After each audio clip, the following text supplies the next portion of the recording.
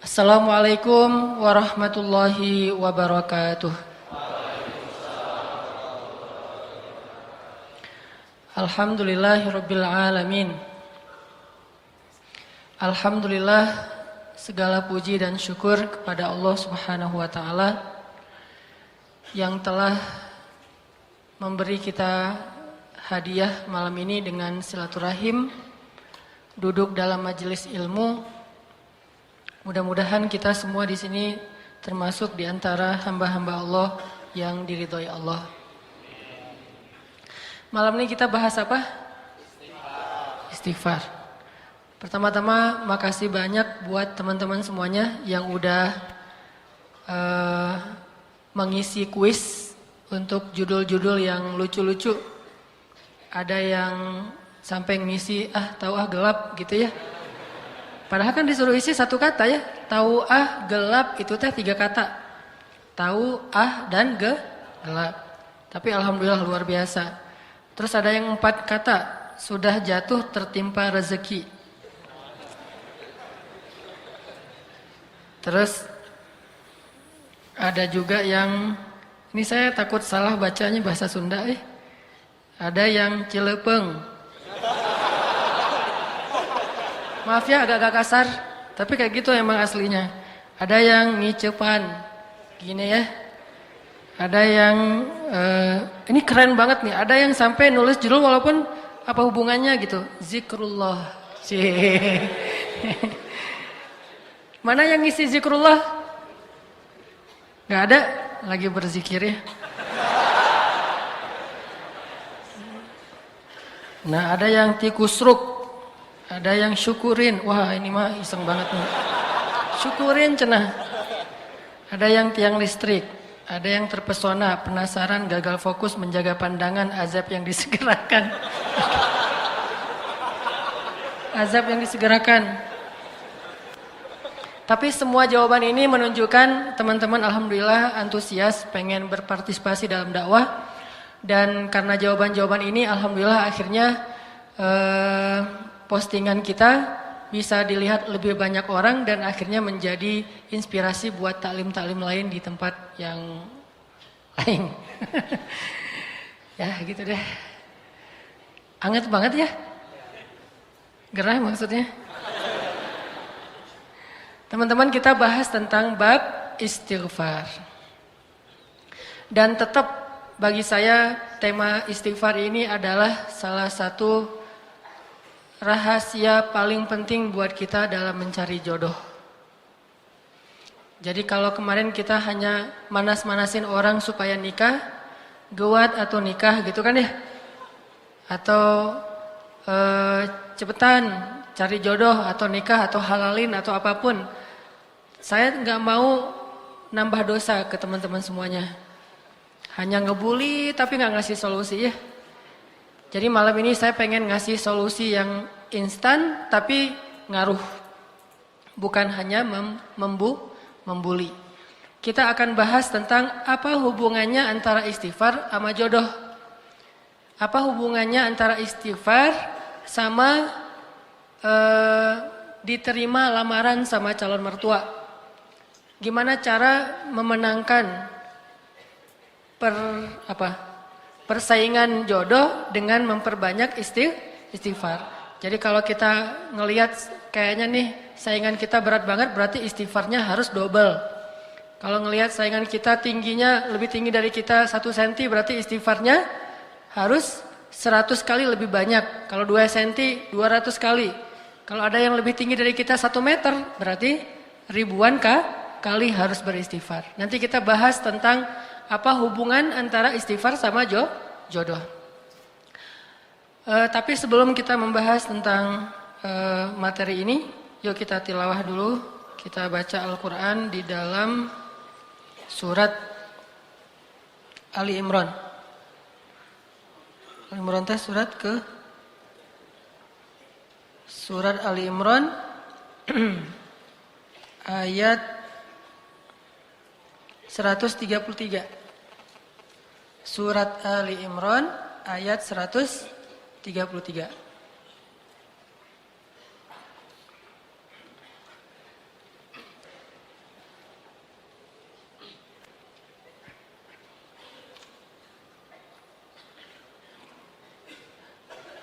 Terus saya di sini ngelihat makasih juga buat teman-teman yang datangnya pakai bendera Palestina. Ini ada beberapa yang bawa bendera Palestina. Cuman kalau ini Palestina? Palestina ya? Cuma kebalik ya. Kalau Palestina itu hitamnya di atas, hijaunya di bawah. Kalau yang hitamnya di bawah, hijaunya di atas itu bendera Dubai. Bendera Emirat. Jadi nanti mungkin bisa dicek lagi. Makasih banyak. Ada yang bawa bendera Israel mungkin? Gak ada ya. Alhamdulillah ya. Biasanya kalau yang bawa bendera Israel itu di Tomorrowland. Jadi kalau di Tomorrowland tuh bendera paling banyak berkibar adalah bendera Israel. Kalau di Masjid TSB insya Allah yang paling banyak berkibar pertama bendera Indonesia, kedua bendera Palestina. Surat Ali Imran ayat 133. A'udzu billahi minasy syaithanir rajim. Mangga.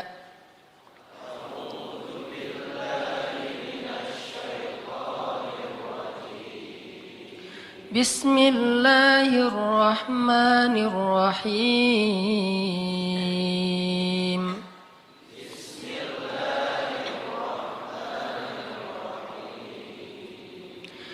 وسارعوا إلى مغفرة من ربكم وجنة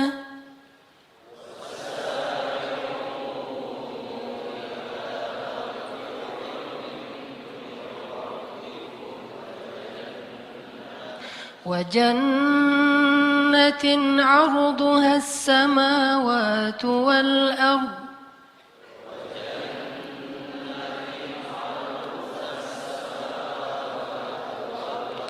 أعدت للمتقين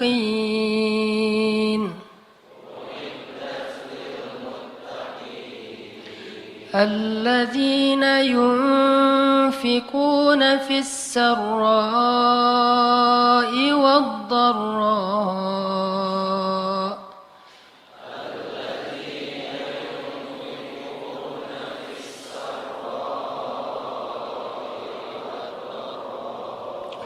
والكاظمين الغيظ والعافين عن الناس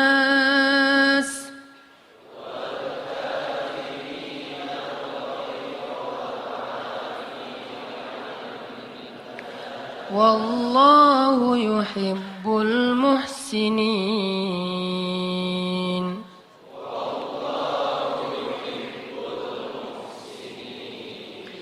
والذين إذا فعلوا فاحشة أو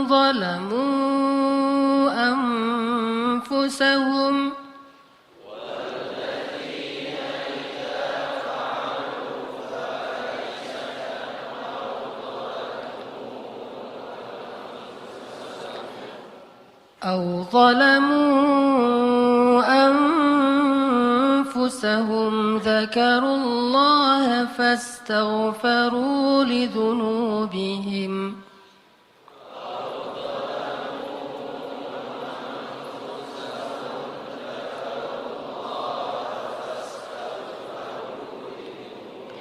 ومن يغفر الذنوب إلا الله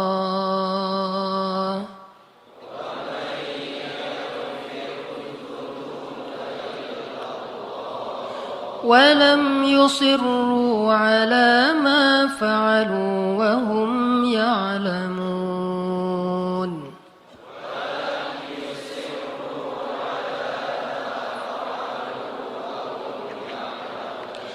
أولئك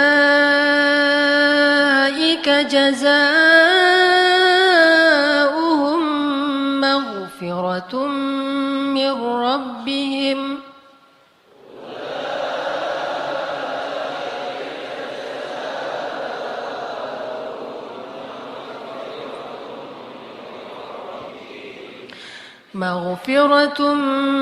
من ربهم وجنات تجري من تحتها الأنهار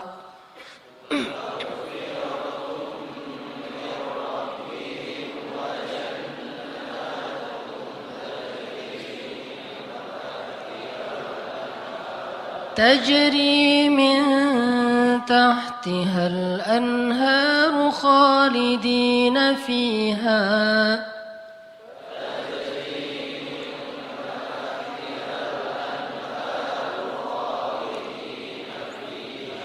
ونعم أجر العاملين.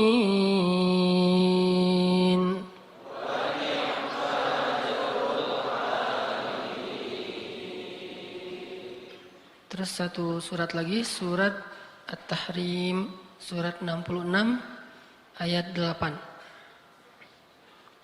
Surat At-Tahrim, surat 66 ayat 8. Bismillahirrahmanirrahim.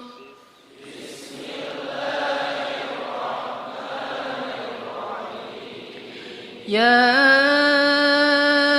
ayyuhalladzina amanu tubu ila Allah.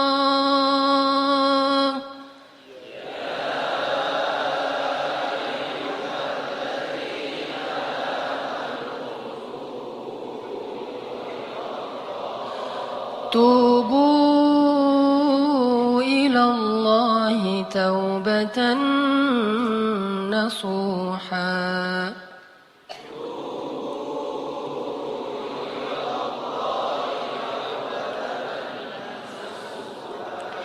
Asa rabbukum an yukaffira ankum sayyiatikum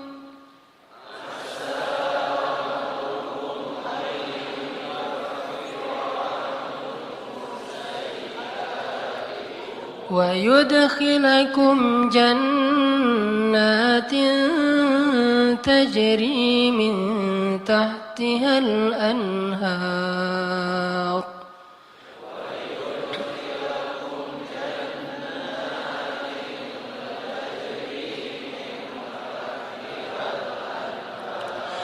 yawma la yukhzi Allahu an-nabiyya wal-ladhina amanu ma'ah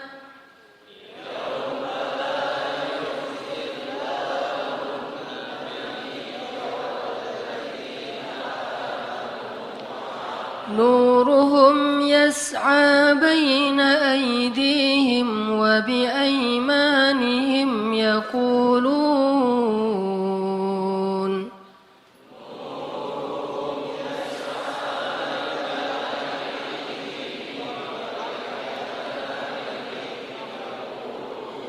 yaqulun rabbana atmim lana nurana waghfir lana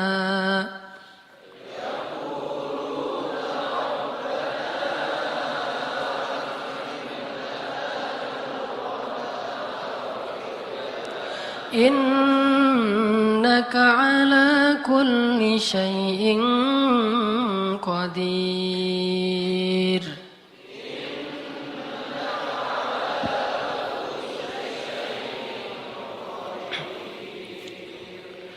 Alhamdulillahirabbil alamin. Sadaqallahul azim.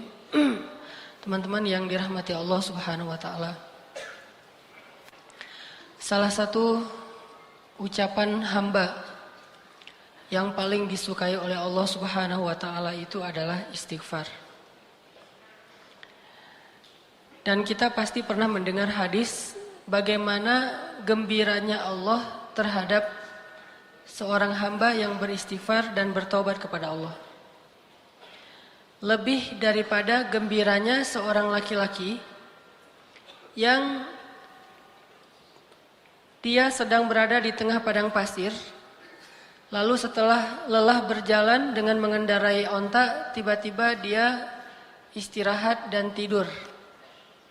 Pada saat dia tidur, ternyata ontanya pergi. Sehingga ketika dia bangun, dia kehilangan onta dan semua bekal yang dia bawa di atas onta itu. Dia kehilangan ontanya, dia kehilangan air, dia kehilangan pakaian, dia kehilangan makanan, hilang semuanya. Sehingga pas dia bangun dari tidur, dia tidak mendapati ontanya dan dia kemudian panik mencari ke sana kemari sampai kemudian dia lelah dan tidak menemukan ontanya itu. Saat dia sudah lelah, lalu dia berputus asa, sampai akhirnya dia tertidur kembali, saking lelahnya, seharian dia nyari ontanya, lalu dia tertidur lagi tuh. Saat dia bangun dari tidurnya, tiba-tiba dia melihat ontanya persis ada di sebelahnya. Dan utuh dengan semua perbekalan yang ada di atasnya. Saking bahagianya dia, karena menemukan onta itu setelah dia bangun dari tidur, seperti orang mimpi, akhirnya dia mengatakan, "Ya Allah, Engkaulah hambaku dan akulah Tuhanmu." Saking bahagianya dia salah mengucap sampai mengatakan, "Allah, Engkaulah hambaku dan aku Tuhanmu." Kebalik, saking bahagianya dia menemukan onta tersebut. Ini nunjukin gimana orang bahagia banget sampai salah ngomong gitu. Kalau kita mungkin saking bahagianya diterima oleh seorang pernah gak sih kayak gitu? Gak pernah menduga sama sekali tuh cewek mau sama kita. Wah, itu luar biasa. Kalau udah menduga dia pasti mau sama gua gitu ya. Itu biasa kan ya? Pernah gak kayak gitu? Kepedeannya. Ada cewek kalau itu sih kayaknya mau banget tuh sama gua tuh pasti. Neng, Kang gitu. Langsung dia berbunga-bunga. Salah, maaf, bukan kamu maksudnya gitu. Ini orang iseng ya. Tapi ada cewek yang kita tuh kayaknya nggak bakalan bisa, nggak bakalan mungkin jadi suami dia, nggak mungkin dia mau mencintai kita, nggak mungkin dia mau memberikan hatinya kepada kita. Tiba-tiba entah gimana ceritanya, mimpi apa kita semalam, tiba-tiba pas besoknya dia ternyata mau menerima atau membaca nge-read WA kita. Salam, biru, 2 contreng gitu. Wes, ternyata dibaca gitu ya. Karena dia pikir bapaknya mau ngirim duit. Salam aja, dibaca read, salam juga. Langsung kan bingung sendiri, lagi nyetir naik motor jatuh, lagi main skate ketabrak tiang. Kenapa bisa kayak gitu? Tabrak tiang, jatuh dari motor, masuk ke dalam parit, atau lagi makan mie bakso tumpah, atau apapun lah reaksi-reaksi orang yang saking bahagianya terhadap suatu berita. Sesungguhnya Allah lebih bahagia lagi kepada seorang hamba yang beristighfar dari bahagianya seorang laki-laki yang lamarannya diterima oleh perempuan yang sangat dia dambakan. Cuman kalau nggak bisa ngebayangin, maaf ya. Kalau saya bisa sih ngebayangin. Soalnya orang yang saya nikahi itu dambaan saya banget. Soalnya orangnya nggak ada di sini. Maksudnya kebalik, ada orangnya. Saking bahagianya itu teman-teman yang tadi lagi makan bakso bareng, gua traktirin kalian semuanya. Utang ya, bayarnya besok gitu. Jadi mereka tetap bayar sendiri, cuman kita kredit. Suatu saat akan kita bayarin. Saking bahagianya, semuanya ditraktirin, hidupnya jadi kayaknya dia paling bahagia di muka bumi. Lari-lari di tengah kerumunan orang ramai yang crowded gitu, kayak di Orchard di tengah Singapura gitu, atau di Korea teriak-teriak, wuh, orang pada heran kenapa? Ternyata yes gitu ya, kayak filmnya Will Smith yang tentang kebahagiaan yang dia baru diterima kerjaan di sebuah perusahaan asuransi. Saking dia bahagianya tuh dia teriak-teriak di trotoar, di jalan-jalan. Kenapa? Saking bahagianya. Apapun bentuk kesenangan dan kebahagiaan yang diekspresikan oleh siapapun di muka bumi, sesungguhnya Allah lebih bahagia dan lebih senang lagi terhadap hambanya yang beristighfar. Coba, kurang baik apa Allah sama kita? Apa untungnya Allah bagi Allah kalau kita istighfar? Gak ada untungnya sama sekali. Kalau kita diterima cinta kita, itu untungnya gede banget kan? Itu yang kita harap-harapin gitu. Hampir aja main dukun. Coba kalau ditolak, pasti udah main dukun. Untung diterima. Allah lebih senang lagi daripada. Jadi kalau teman-teman ngebayangin ada seseorang yang lagi happy banget, lagi excited banget terhadap sesuatu, Allah lebih excited lagi terhadap hambanya yang beristighfar. Jadi kalau pengen buat Allah tersenyum, istighfar. Astagfirullahaladzim. Allah senyumnya. Istighfar, Allah pasti senyum. Begitu kita istighfar, Allah ketawa. Dan itu memang kayak gitu hadisnya. ketika Nabi membaca doa safar, kemudian Nabi di akhir mengucapkan kalimat istighfar, lalu Nabi menutup dengan kalimat famay yaghfirudz dzunuba illa anta. Siapa yang akan mengampuni dosa selain Engkau ya Allah? Lalu Nabi tertawa. Ali bin Abi Thalib bertanya, "Ya Rasulullah, ma yudhikuk?" Kenapa engkau tertawa ya Rasulullah? Aku tertawa karena Allah tertawa. Kenapa Allah tertawa? Allah senang kepada orang yang beristighfar. Nabi aja bilang Allah tuh tertawa loh kalau kita istighfar. Jadi bukan Allah tuh nggak pendendam kayak kita. Allah itu membalas sesuai dengan amal. Kalau kita nggak istighfar baru dibalas. Tapi begitu kita istighfar, Allah lupain semua dosa kita. Seolah-olah kita nggak pernah ngecewain Allah sama sekali. Allah hilangkan semua catatan kita. Kita datang pada Allah, Rabbi astaghfiruka wa atubu ilaik. Hambaku langsung dipeluk sama Allah seolah-olah. Nggak ada, lu kan kemarin gitu. Enak aja lo istighfar sama gue. Nggak ada Allah kayak gitu-gituan. Itu mah kita. Ada teman kita salah datang ke kita kan. Apalagi salahnya nikung kan ya. Wah itu mah. Kalau salahnya nikung kayaknya tidak ada maaf bagimu. Apalagi salahnya pakai kartu undangan. Kita ketemuan yuk. Di mana? Di kafe. Ada sesuatu yang aku pengen nyampein ke kamu gitu. Oh iya datang. Aku pengen nyampein berita bahagia. Apa tuh? Aku pengen nikah. Dengan siapa? Dengan si Neng Saroh misalnya. Neng Saroh yang mana? Neng Saroh yang kita sering ngobrol sama dia. Akhirnya apa yang terjadi? Gara-gara kita tahu dia mau nikah dengan orang yang sangat kita idam-idamkan, alasan dia apa? Lah kamu kan juga belum jadian sama dia, jadi kan masih terbuka. Siapa aja boleh masuk dong. Ini orang-orang yang paling kejam, tidak punya hati. Gak punya hati banget tuh. Jadi teman makan teman. Coba, kita pernah gak mengkhianati Allah Subhanahu Wa Taala? Allah yang ngasih nikmat, syukurnya ke makhluk. Allah yang ngasih kebaikan untuk kita, ngasih jalan keluar, nolongin kita dalam masalah, giliran yang manggil Allah kita nggak datang, giliran yang manggil makhluk kita datang. Giliran untuk Allah kita bilang ngantuk, giliran untuk makhluk nggak tidur semalaman pun kita siaga. Kenapa bisa gitu? Kadang kita syirik kepada Allah itu bukan dengan menyembah, tetapi syirik kepada Allah itu dengan cinta. Kita menyekutukan cinta kita kepada Allah. Tapi gimana pun kita menyakiti perasaan Allah, begitu kita datang, ya Allah, maaf ya yang kemarin, nggak apa-apa, udah nggak usah ingatin lagi, udah biarin aja. Mau apa, minta. Allah tuh kayak gitu. Cuma bilang maaf ya yang kemarin, astaghfiruka wa atubu ilaik. Coba kalau manusia digituin, maaf yang kemarin, maaf. Setelah semua yang kamu lakukan itu maaf.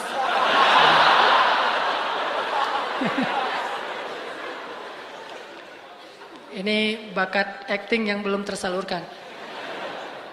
Jadi Allah tuh senang banget kepada hamba yang beristighfar. Jadi kalian kalau teman-teman kita semuanya kalau istighfar sama Allah tuh yang pede. Allah mau nggak ya? Gak enak kamu aja deh yang istighfarin buat gua. Ya Allah istighfar buat dia. Gitu. Kan nggak perlu gitu kan? Ini karena kita nggak pede. Saya nggak enak maju sama Allah. Kamu aja yang saf pertama, saya mah paling belakang. Kenapa? Soalnya saya banyak dosa. Nggak mau ntar Allah ngelihat ke saya, ntar gimana saya mau jawab apa? Nggak perlu. Karena kalau kita datang kepada Allah, pede aja karena Allah Maha Ghaffar, Ghafur. Dua lagi tuh, Ghaffar dan Ghafur. Ampunannya sangat luas. Tidak ada batas, sebanyak apapun dosa pasti diampuni. Ghafur atau Ghaffar juga berarti walaupun kita mengulangi lagi kesalahan, kita datang lagi Allah maafin lagi. Kita salah lagi, kita datang lagi Allah maafin lagi. Allah gak pernah berputus asa mengampuni dosa kita. Yang terjadi justru kita putus asa minta ampun pada Allah. Gak pernah Allah putus asa. Kan saya sering bacain ayat Qul ya ibadiyalladzina asrafu ala anfusihim La taqnatu min rahmatillah La taqnatu min rahmatillah Allah tuh sayang banget sama kalian teman-teman. Sayang banget sama kita semuanya. Sayang. Apa bukti sayangnya? Udah banyak dosa masih dipanggil Qul ya ibadiyah. Katakan kepada hambaku. Masih dianggap hamba tuh.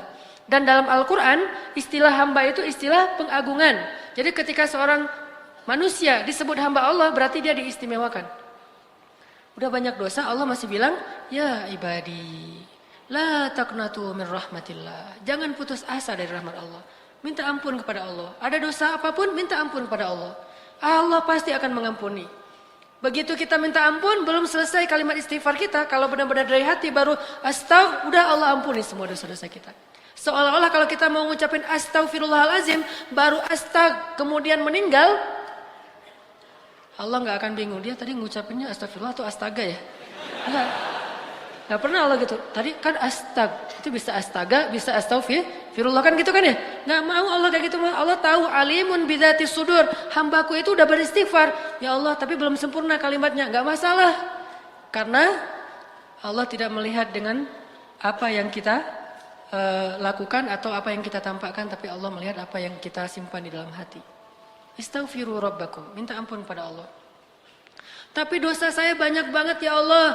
Innallaha yaghfirudz dzunuba jami'a. Allah ngampuni semua dosa. Tapi saya pernah syirik ya Allah, jami'a. Saya pernah durhaka sama orang tua ya Allah, jami'a.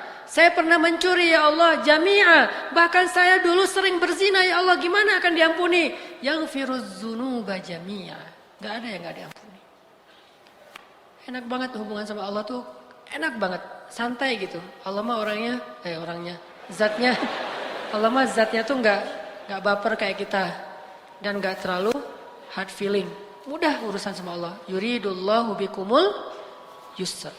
Bismillahirrahmanirrahim. Teman-teman yang dirahmati Allah Subhanahu wa taala, tadi kita membahas tentang bagaimana Allah Subhanahu wa taala senang sekali kepada hamba-hamba yang beristighfar. Dan istighfar ini salah satu amalan favorit Nabi Muhammad sallallahu alaihi wasallam. Jadi kalau kita mungkin ada yang favoritnya senang push up. Sehari push up-nya 100 kali. Gak pernah ketinggalan, setiap hari 100 kali. Sampai ngebentuk gitu ya. Maka Nabi Muhammad SAW sehari beristighfar 70 atau 100 kali. Itu favorit Nabi banget. Jadi selain kita punya kegiatan rutin, punya hobi untuk olahraga, coba juga kita riyadhah batin, olahragakan hati kita dengan istighfar. Dan kalau dilakukan secara terus-menerus, itu hasilnya luar biasa. Kapan ketahuan? Nanti kalau kita lagi butuh sesuatu kepada Allah Subhanahu wa taala. Ternyata istighfar itu membuat Allah sangat mengijabah doa kita. Sampai kadang-kadang mustahil diijabah, mustahil terwujud, tapi Allah wujudkan. Karena idza arada syai'an ay yaqula lahu kun fayakun. Sama kayak orang yang rajin push up, kapan ketahuannya? Nanti pas dia lagi belanja sama istrinya ketahuan, wes hasil push up teh. Mah, lagi aja, nggak apa-apa. Pak, ini udah berat banget, nggak apa-apa kan push up setiap hari. Bawain barang istri ya, walaupun sunnahnya nih insert dikit. Sunnah dalam belanja di pasar itu bawa barang sendiri-sendiri. Nabi itu nggak suka menitipkan barang belanjaan beliau kepada orang lain. Dan ternyata hikmahnya apa? Biar ketahuan kalau kita belanjanya udah banyak. Bayangin kalau kita belanja, terus belanjaan kita dititipkan kepada orang lain, supir kita mungkin, atau asisten rumah tangga, atau kepada suami, atau kepada istri, nggak ketahuan kalau kita udah belanja banyak. Nah, jadi gara-gara kita rajin push up, nanti ketika ada masalah, manfaat tuh, ban mobil kempes, ngedorong ya, atau ganti ban mobil juga kan, cowok sejati mah kan harus minta ganti ban mobil. Masa pas ban mobil kempes nelpon misalnya asuransi apa datang, itu agak kurang keren sih. Walaupun mudah. Jadi yang keren itu justru jangan mudah-mudah amat. Persulitlah hidup kalian supaya keren. Demi mencari keren, pencitraan, jadi cari masalah. Ketahuanlah orang yang rajin olahraga, orang yang rajin tilawah Al-Quran, orang yang rajin tahajud, orang yang rajin puasa, suatu saat nanti itu pasti akan ada hasilnya ketika dalam kondisi-kondisi tertentu. Begitu juga istighfar. Jadikan istighfar itu kayak hobi kita, seperti kita push up. Setiap hari istighfar. Minimal banget 100 kali, karena Nabi aja yang dosanya bukan dosa besar, cuman Nabi beristighfar atas pasti karena beliau sebagai manusia biasa hamba Allah, mungkin kesalahan beliau itu bukan berbuat dosa, bukan bermaksiat, tapi kesalahan beliau itu adalah belum memenuhi hak Allah Subhanahu wa taala. Itu aja 100 kali istighfar.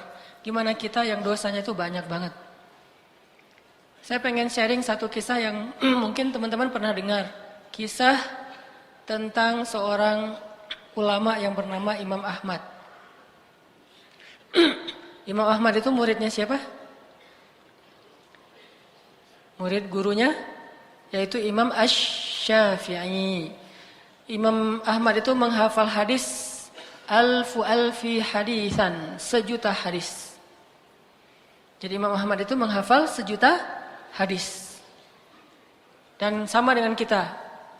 Di antara hadis 1.000.000 itu ada yang kita sama menghafal dengan Imam Ahmad, yaitu innamal a'malu binniyat. Sama dengan Imam Ahmad. Hadis pertama.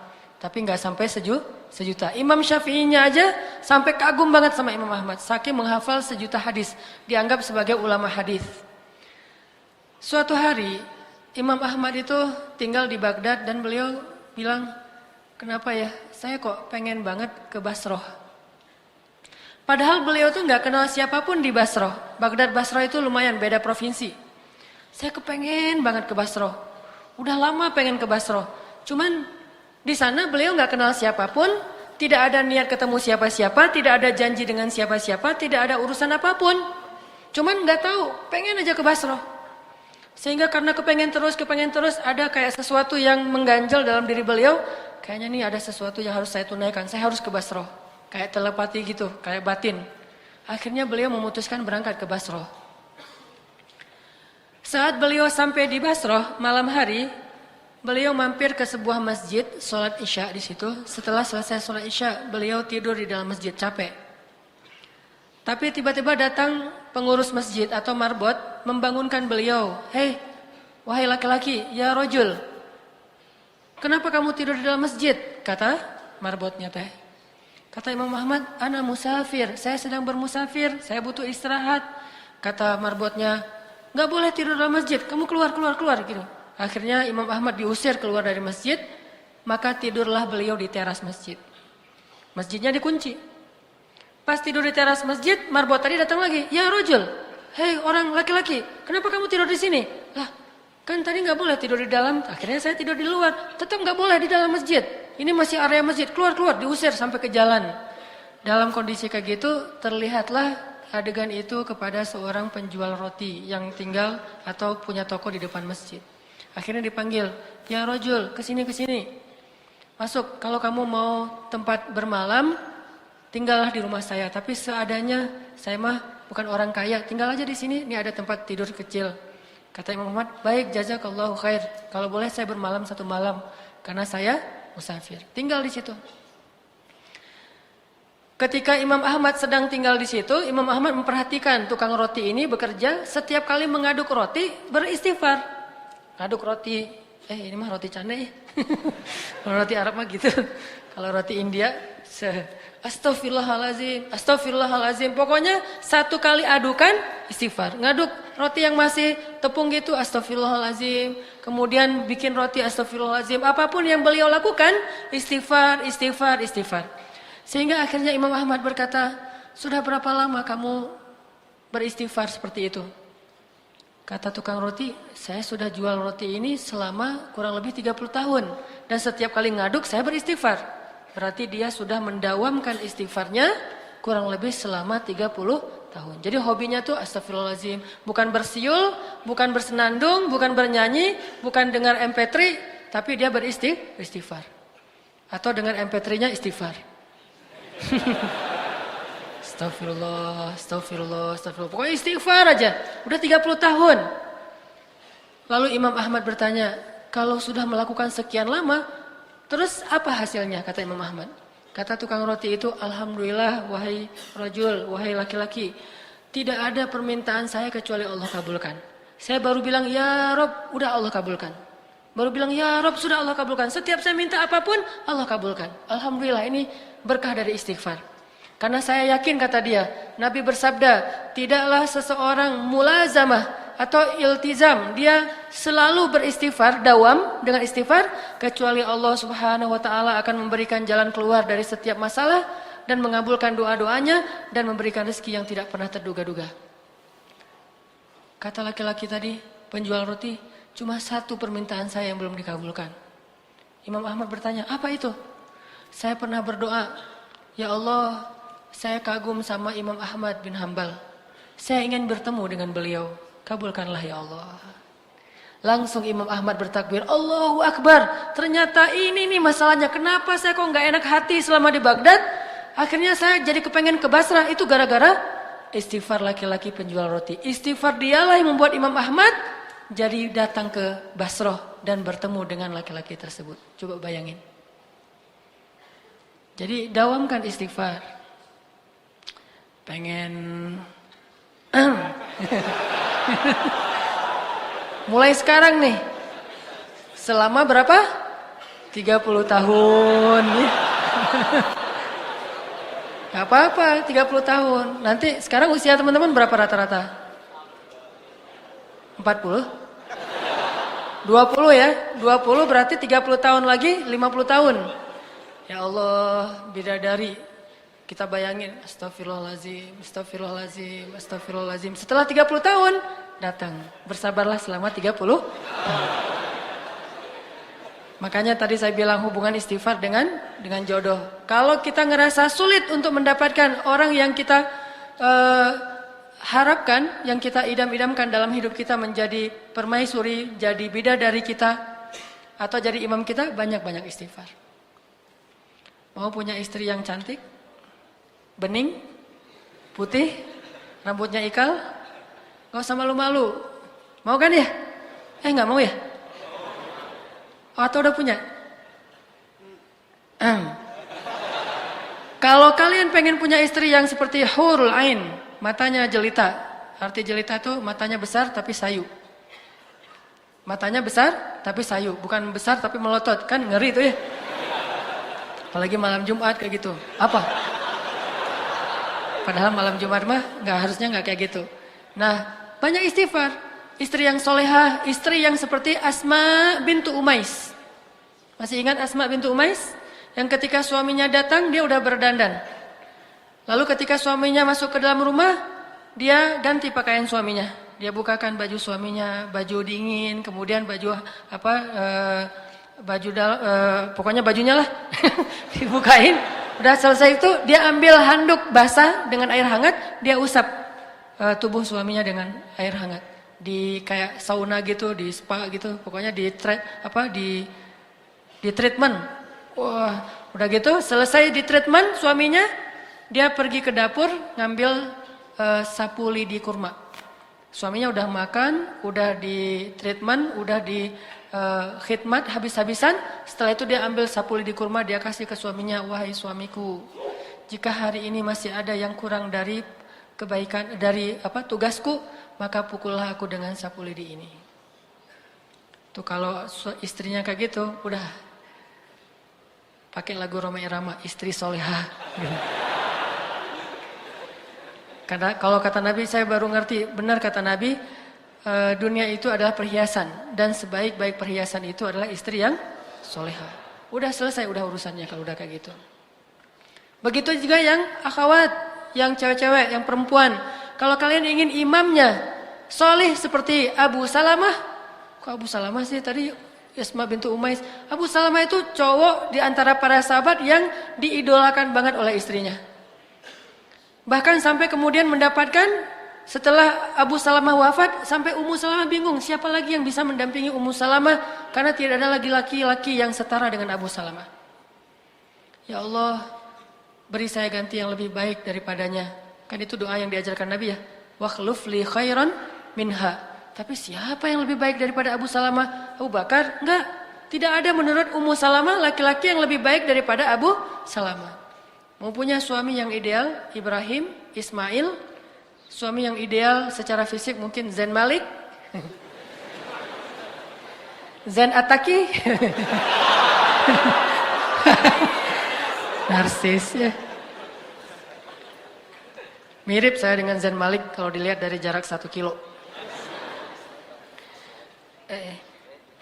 Nah, banyak-banyak istighfar. Bayangin Imam Ahmad sama penjual roti tadi tuh nggak saling kenal loh. Allah yang akan mempertemukan mereka. Sama seperti seorang laki-laki dan perempuan yang menjadi suami istri, awalnya tidak saling kenal. Tetapi Allah lah yang mempertemukan mereka. Skenario Allah, suka-suka Allah. Bisa membersihkan dalam hatinya untuk datang. Tiba-tiba, kok saya pengen banget ya main ke daerah Tegalega. Hari Minggu, kok saya pengen banget ya lari di gazebo. Seumur-umur belum pernah loh lari. Apalagi pagi-pagi gitu. Biasanya kan pagi-pagi mimpi. Kalau inilah lari. Saya pengen banget hari ini tuh pengen lari banget di gazebo. Tapi ada apa ya? Udahlah berangkat aja deh. Sampai dah di gazebo. Begitu sampai di gazebo, ternyata ada yang terjatuh. Aduh, Neng kasihan jatuh. Mulai lagi dari situ. Allah yang mempertemukan. Kenapa ya? Saya kok tiba-tiba jadi pengen taklim. Ya. Dulu-dulu mah taklim sih, tapi streaming. Sekarang aduh rasanya streaming mah kayak nonton siaran kayak nonton bola tapi lewat TV, nggak langsung. Pengen langsung datang ke stadionnya.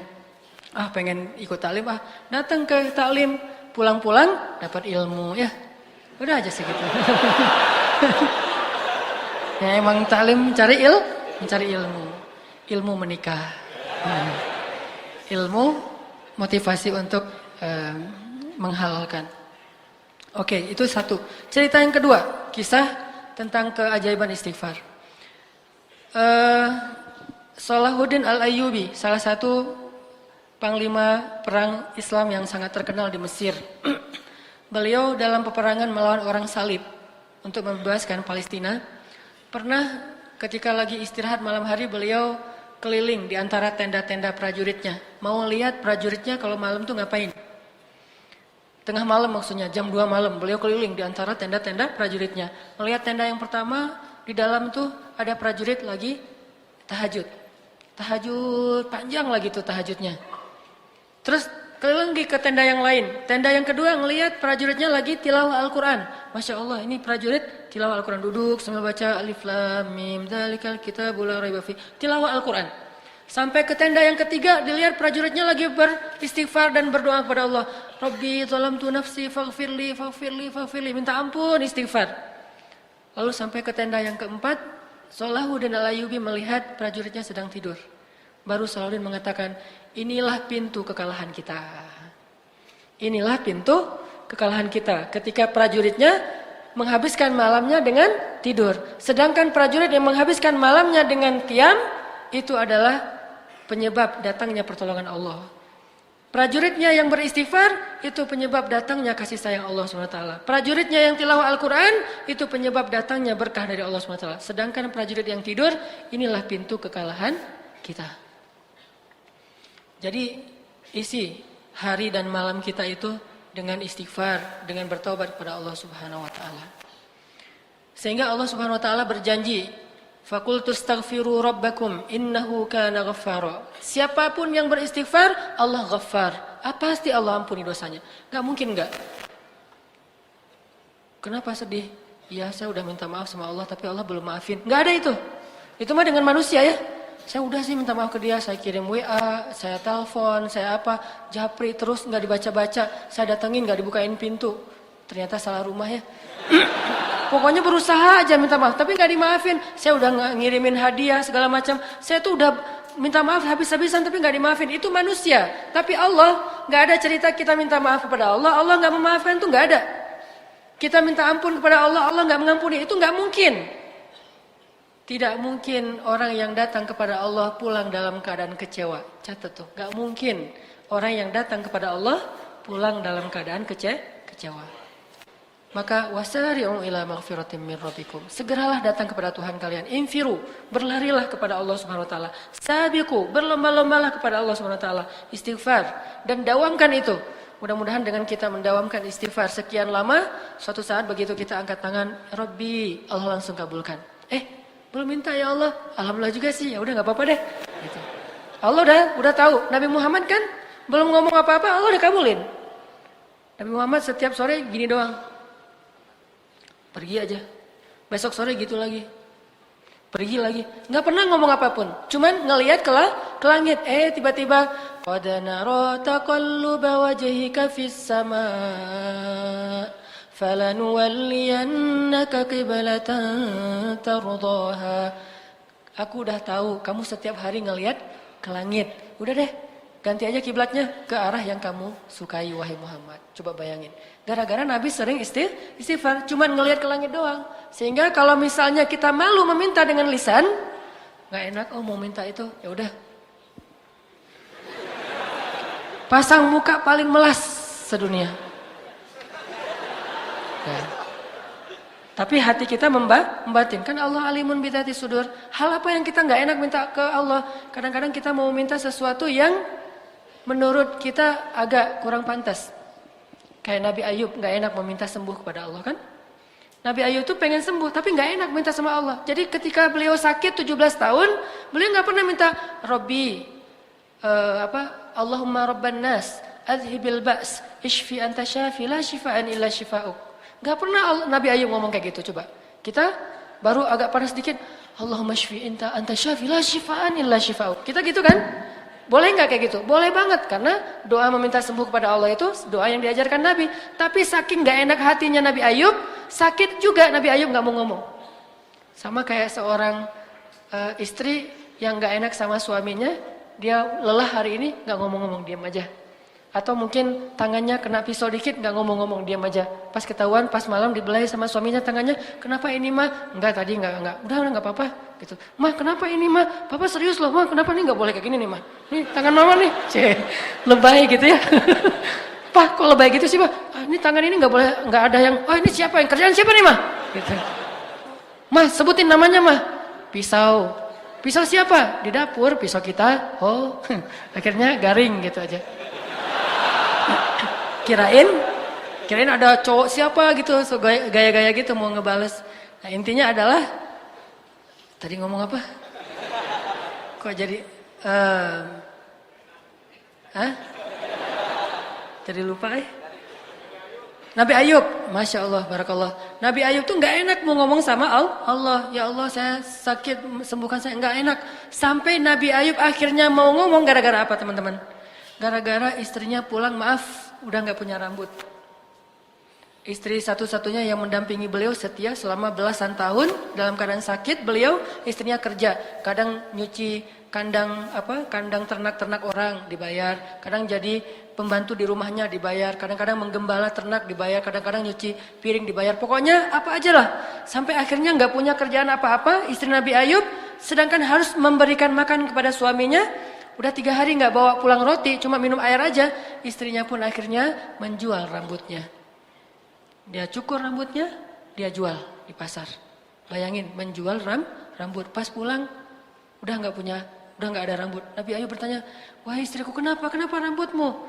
Istrinya nggak mau cerita, sampai akhirnya udah Nabi Ayub nangis-nangis. Istrinya cerita, dia nggak punya apa-apa yang bisa dia lakukan selain menjual rambutnya untuk bisa memberi roti untuk suaminya. Baru Nabi Ayub nggak kuat lagi untuk tidak meminta kepada Allah. Baru Nabi Ayub bilang apa? Itu juga bahasanya tuh malu-malu. Coba. Rabbi massaniyad dur wa anta arhamur rahimin. Rabbi, saya sakit, Engkau Maha Penyayang. Gitu doang ngomongnya. Bukan ya Allah sembuhkan saya, istri saya lihat dong ya Allah kan masa. Enggak. Nabi Ayub mah enggak ngomong gitu, cuma bilang Rabbi, saya sakit. Engkau yang Maha Penyayang, langsung Allah sembuhkan.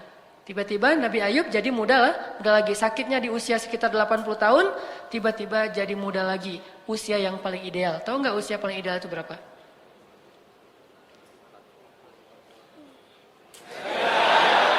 Usia paling ideal itu usia 30 sampai 40 tahun. Kalau sebelum itu masih belum matang. Kalau di atas 40 tahun kematangan.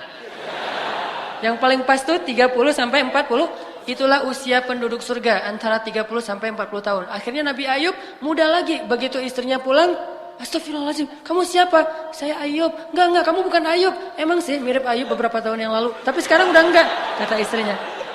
Ayub sekarang udah jadi laki-laki yang udah tua, dia lumpuh. Tapi saya Ayub, suami kamu, dan Allah sudah menyembuhkan saya. Dia pergi ke kamar, ternyata Nabi Ayub nggak ada.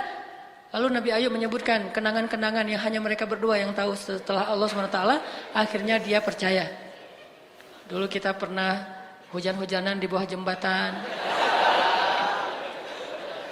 Akhirnya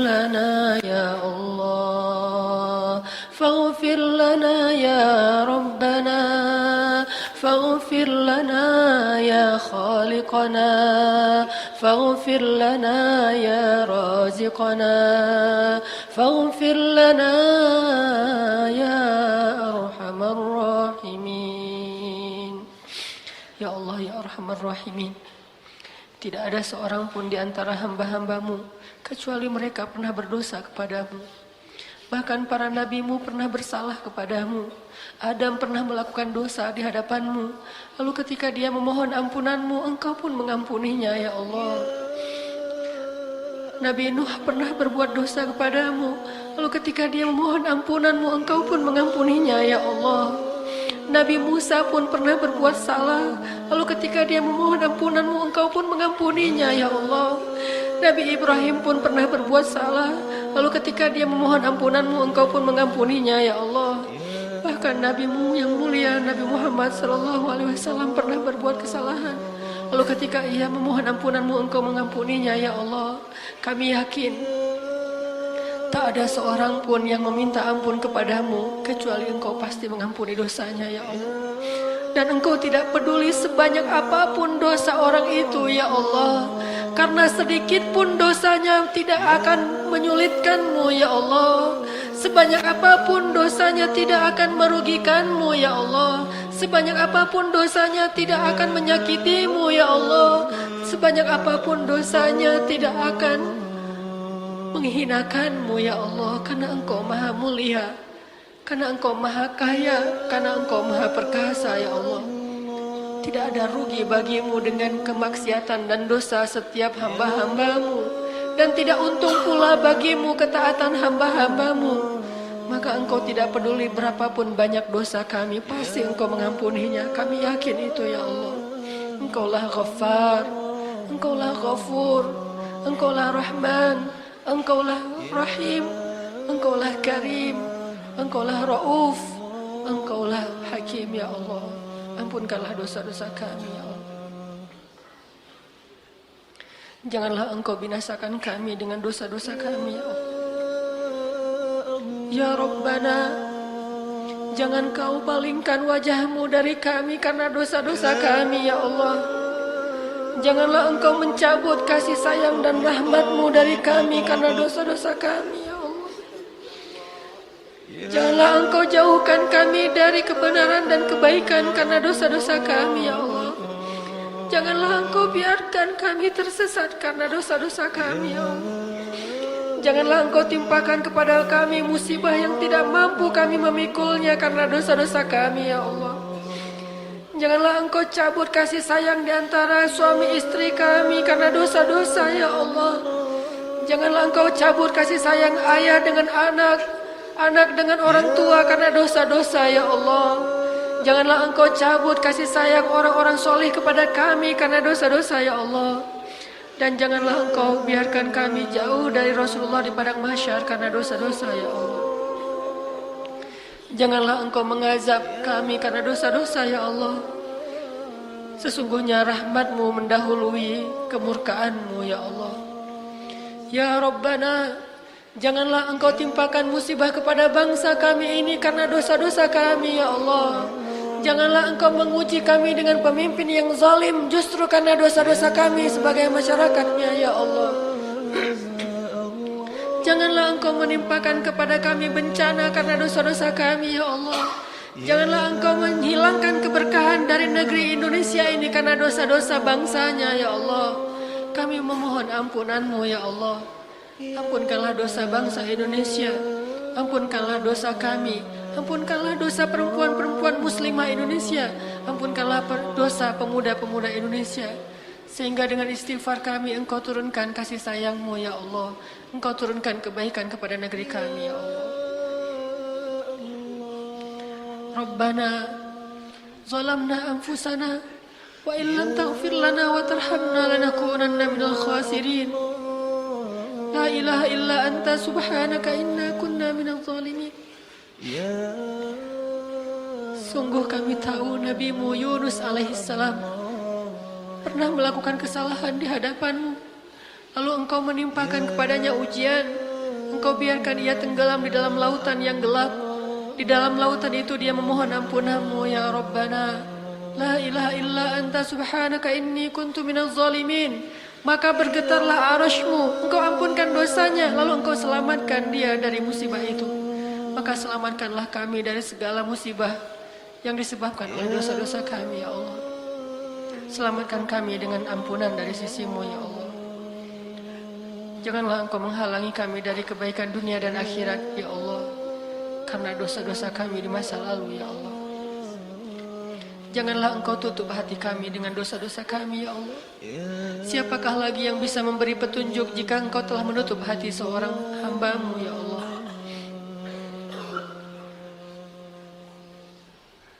Astaghfirullah Rabbal baraya. Astaghfirullah minal khataya. Astaghfirullah Rabbal baraya.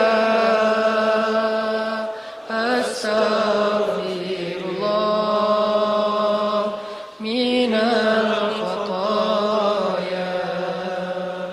Rabbana atina fid dunya hasanah wa fil akhirati hasanah wa qina adzabannar. Amin ya rabbal alamin. Subhanakallahumma wa bihamdika asyhadu an la ilaha illa anta astaghfiruka wa atubu ilaik. Assalamualaikum warahmatullahi wabarakatuh.